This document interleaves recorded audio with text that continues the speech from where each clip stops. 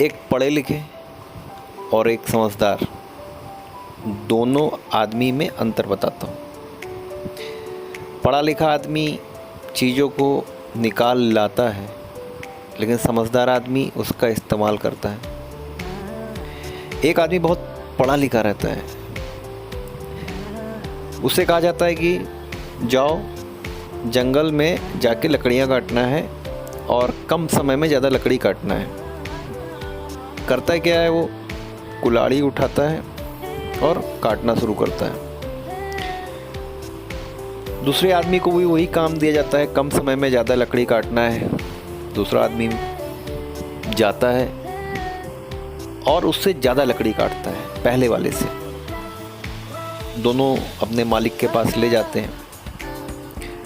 तो पहले वाला रहता है, वो पूरी मेहनत तो करता है, लेकिन उसको वो तरीका नहीं पता है, वो समझ उसके अंदर नहीं है कि किस तरीके से कम समय में ज़्यादा लकड़ियाँ काट सकते हैं।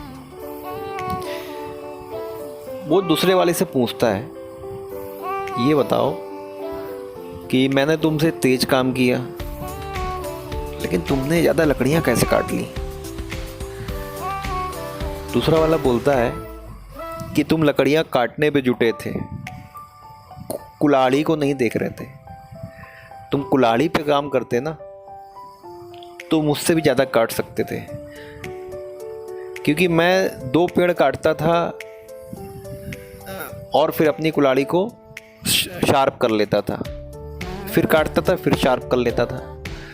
तुम उस कुल्हाड़ी को लगातार यूज कर रहे थे। ये होती समझ।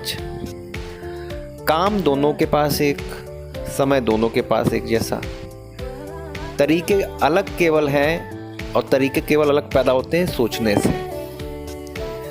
एक समझदार आदमी बनना चाहिए, ज़्यादा पढ़ा लिखा नहीं। और ऐसा नहीं है कि जो है किताबों से समझ पैदा होती है। ये बात सही है, किताबें आपके जीवन में बहुत सहयोगी हैं, दूसरे के विचार आप तक पहुंचाती हैं, लेकिन समझ पैदा होती है उनको इस्तेमाल करके, उनको अप्लाई करके। एक समझदार व्यक्ति बनिए, बहुत काम आती हैं सब चीज़ें लाइफ में।